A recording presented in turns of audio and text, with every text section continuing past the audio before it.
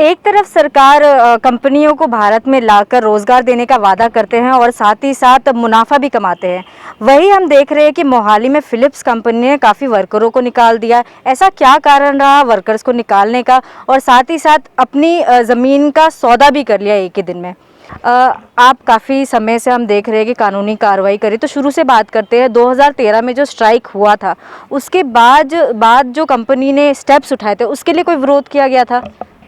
Ma'am 2013 में यहाँ पे फिलिप्स में एक वर्कर की स्ट्राइक हुई थी। स्ट्राइक की मेन वजह ये थी कि वर्कर और मैनेजरों की सैलरी में बहुत ज़्यादा डिफरेंस हो गया था। वर्कर के बेचारे की वही 20,000 से नीचे थी और जो मैनेजर थे वो 2.5-3 लाख तक पहुँच गए थे। तो ये क्योंकि मजदूर तो बेचारा सारा अपना यहाँ पे इतनी अपने खून पसीने से फैक्ट्री को इतना ऊपर किया, तो इनमें ये रोज़ था कि ये हमारी सैलरी बढ़ाई जाए। बिल्कुल जेन्युइन इनकी मांगे थी, तब इन्होंने स्ट्राइक की थी। स्ट्राइक के बाद स्ट्राइक काफ़ी लंबा चली। उसके बाद मैनेजमेंट ने अपना एक माइंड बना लिया कि ये फैक्ट्री हमने इंडिया से मतलब ख़त्म करनी है, मोहाली से। तब इन्होंने कुछ अपना जो वर्क था वो कोम मेकर को बनाना शुरू कर दिया। यहाँ पे CFL लैंप वगैरह बनते थे, तब वो इन्होंने जब बनाना शुरू किया वो इनको सस्ता पड़ना शुरू हो गया। तब इनमें माइंड में आया कि जो वर्कर है जिनकी सैलरी हर साल बढ़ेगी, जिन्होंने अपनी खून पसीने से किया, इसलिए हम प्लान करते हैं कि ये यूनिट बंद ही कर देते हैं। जबकि ये यूनिट शुरू से प्रॉफिट में था। यहाँ CFL के साथ अब कंपनी बोल रही है कि CFL ख़त्म हो गया। यहाँ पे तो फिलामेंट भी था और LED भी चल रही थी। वो सिर्फ इन्होंने एक सोची सची राजनीति के था ये फैक्ट्री बंद किया बिना किसी गवर्नमेंट के परमिशन के बिना। इस बारे में अगर हम बात करते हैं तो काफ़ी प्रोटेस्ट किए जा रहे हैं, सरकारी तौर पर मदद भी मांगी जा रही है। लेबर भत्ता के लिए कंपनी काफ़ी सरकार से मांगे करती है और साथ ही साथ आप लोगों को भी धोखे में रखती है वर्कर्स को निकाल के। इसके बारे में क्या कहना आपका? इसके बारे में कोई कार्रवाई की गई है? मैम जितना भी यहाँ पे लेबर डिपार्टमेंट लोग हमने इतनी कंप्लेंटें की हैं कि फैक्ट्री बंद हो रही है। ये मेरा जनरल सेक्रेटरी इसने भी कंप्लेंट की थी कि वहाँ पे बहुत वर्कर की 2016 में कंप्लेंट की थी कि वहाँ पे वर्कर के साथ बहुत मेंटली टॉर्चर किया जा रहा है। उसकी शिफ्टें चेंज कर रहे हैं, उनको डराया धमकाया जा रहा है। उसके बाद जिस अफसर को ये मिला था उस अफसर ने इसकी मदद तो क्या करनी, डरा के इसको भी इतना डराना शुरू कर दिया कि मैनेजमेंट के पास बहुत पावर है, तू भी रिज़ाइन दे दे, तेरे पे चोरी का इल्ज़ाम लग जाएगा। तो इससे भी मतलब कि रिज़ाइन को उन्होंने डरा के इसको भी बोला कि रिज़ाइन दे दे। वर्कर्स को नोटिस हैंड ओवर करने की बजाय उन्होंने एक बोर्ड पे नोटिस लगाकर उनको निकाला उस समय पे, तो उसके लिए कोई बातचीत की गई थी? मैम सबसे बड़ा घपला क्या हुआ, इन्होंने एक लेटर छपा लिया जिस पे लिखा होता कि मैं अपनी पर्सनल प्रॉब्लम से ये नौकरी छोड़ रहा हूँ। उसके बाद ये सारा तांडव उसके बाद शुरू हुआ। 650-700 बंदों पे एक ही लेटर पे साइन कराया गया जिस पे लिखा हुआ है कि मैं अपनी पर्सनल प्रॉब्लम से ये जॉब छोड़ रहा हूँ। अगर जो वहाँ पे नहीं साइन करता था उस पे इतने टॉर्चर होते थे, उनको नाइट शिफ्टों में डाला गया, कईयों पे चोरी का इल्ज़ाम लगाया गया। बल्कि इंडिया में ऐसा गंदा खेल इन्होंने खेला एक वर्कर के साथ, आप सोच भी नहीं सकते थे। मेन ये था कि हम किसी तरीके से इनको मतलब कि रिज़ाइन ले लें। ये मैम देखो ये एक लेटर है जिस पे लिखा होगा मैं अपनी पर्सनल प्रॉब्लम से नौकरी छोड़ रहा हूँ। कम से कम 750 बंदा एक ही लेटर पे साइन कर सकता है कभी? एक सिंपल बात है। अब और इतनी अच्छी फिलिप्स की कंपनी छोड़ के क्यों जाए कोई? जो नहीं साइन करता था उस पर इतने टॉर्चर किए गए आप सोच भी नहीं सकते। और मोहाली जैसे शहर में हुआ ये सारा कुछ। इसी दौरे में अगर हम बात करें तो काफ़ी जो बुज़ुर्ग थे उनको निकाल दिया गया था, बिना किसी नोटिस के उनको निकाल दिया गया था और फिर उनको ये भी बोला गया था कि किसी और जगह आपकी जॉइनिंग हो जाएगी इसके बाद।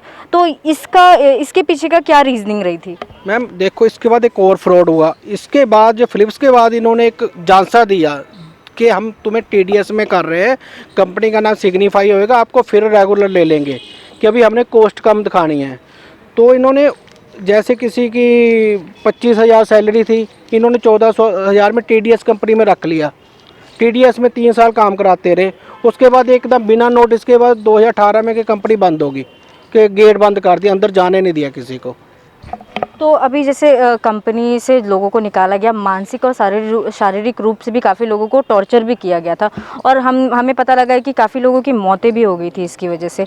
तो उनके लिए कोई कार्रवाई की गई थी, उनके लिए कोई मांग रखी गई थी, किसी तरीके से कंपनी से कोई मुआवजा दिया गया था उनको? नहीं मैम, कुछ नहीं दिया गया। अभी कम से कम 18 और 20 लोग अभी अपनी जान जा चुके हैं, जिनके छोटे छोटे बच्चे हैं।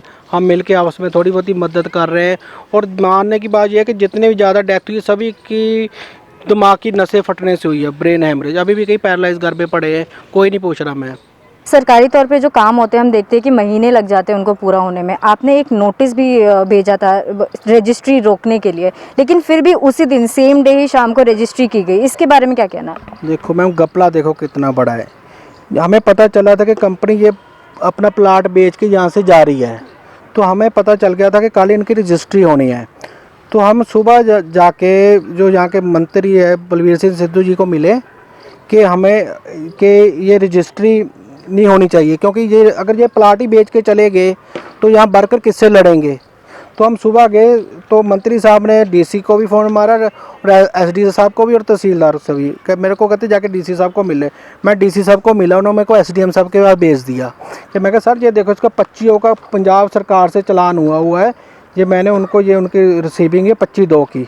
ये देखो उनको हमने लेटर दिया डिस्ट्रिक्ट मजिस्ट्रेट, हाँ जी, रजिस्ट्री के। मैं अभी इनके इतने केस चल रहे हैं, अभी इनके ये प्लाट बेच के चले गए तो हम क्या करें। इसमें 25 के चलान है और लेबर कोर्ट में कम से कम 400 केस चल रहे हैं। हाई कोर्ट में भी अभी केस पेंडिंग है, सुप्रीम कोर्ट में भी पेंडिंग है। ये रजिस्ट्री बिकनी, ये इसकी मतलब प्लाट बिकना नहीं चाहिए। तो मैम उन्होंने हमें जो तहसीलदार साहब थे कहते ये ले लिया, हमने रिसीव भी करवा दिया। तो कहते कि आपको दोनों पार्टी आमने सामने करेंगे तो फिर हम अभी इनको रोक देते हैं। अगले दिन हम गए पूछने रजिस्टर साहब के वो क्या हुआ, कहते वो तो पहले तो उन्होंने हमसे बात नहीं की अच्छी तरीके से। बाद में पता चला कि रात अगले दिन उसी दिन 25 को 5 बजे के बाद ये कंपनी रजिस्ट्री करके यहाँ से भाग चली गई। ये 5 बजे के बाद रजिस्ट्री होगी। हमें कोई इन्फॉर्मेशन नहीं, कोई कुछ नहीं। सारा प्लाट बेच के अब वो पूरा प्लाट बिक गया है। उसके बाद हमने कुछ आरटीआई भी डाली हैं, वहाँ से हमें कोई जवाब नहीं आ रहा गवर्नमेंट पे कि ये प्लाट कैसे बिका है, हमें कुछ इन्फॉर्मेशन दो। वो कुछ भी नहीं है, किसी गुलमोहर कंपनी को ये बेचा गया है। तो अभी आप फिलिप्स कंपनी के लिए और साथ ही साथ लोगों के लिए फिलिप्स कंपनी के बारे में कोई मैसेज देना चाहेंगे? मैं तो ये जितनी भी अपनी मोहाली की जनता है, मैं यही बताना चाहता हूँ कि इतनी बड़ी कंपनी कैसे गरीब बंदों के साथ फ्रॉड करती है, कैसे अपना इतने साल यहाँ से कमा के गवर्नमेंट को भी चूना लगा के और वर्करों को भी अपने ऐसे हाल में छोड़ के, ना बेचारे मरने जोगे अब ना वो जीने जोगे। बच्चे जवान हो गए, किसी को कोई बीमारी, कोई किसी को बीमारी है, कोई भी सुनवाई नहीं हो रही। मैं इन्होंने बड़े बड़े वकील किए हुए हैं, सारा सिस्टम खरीदा हुआ है। मतलब गरीब बंदे की अगर मोहाली में ये हाल है तो बाकी स्टेट में मैं नहीं जानता क्या होता होगा। मौजूदा सरकार से आपकी डिमांड? मौजूदा सरकार जब सत्ता में आई थी, कैप्टन सरकार सत्ता में आई थी, तो वो वादा करके आई थी घर घर नौकरी। जहाँ पे मोहाली वर्गे शहर में कैबिनेट मंत्री के नाक के नीचे 700 वर्कर का बेरोज़गार होना, 700 रेगुलर वर्कर है, 500 कैजुअल है, 1200 परिवार का जहाँ पे रोड पे आना, ये सरकार की मिलीभुगत है, प्रशासन की मिलीभुगत है। जो रजिस्ट्री हुई है उसमें सारा कुछ प्रशासन मिला हुआ है। साथ में जो जहाँ के मंत्री हैं वो भी उनके साथ मिले हुए हैं कंपनी के साथ। उन्होंने हमारे साथ धोखा किया है वर्कर को रोड पे ले आने के लिए और कंपनी को भाग जाने के लिए मौका दिया उन्होंने। Thank you for watching NT24 News, the national Tele 24 News.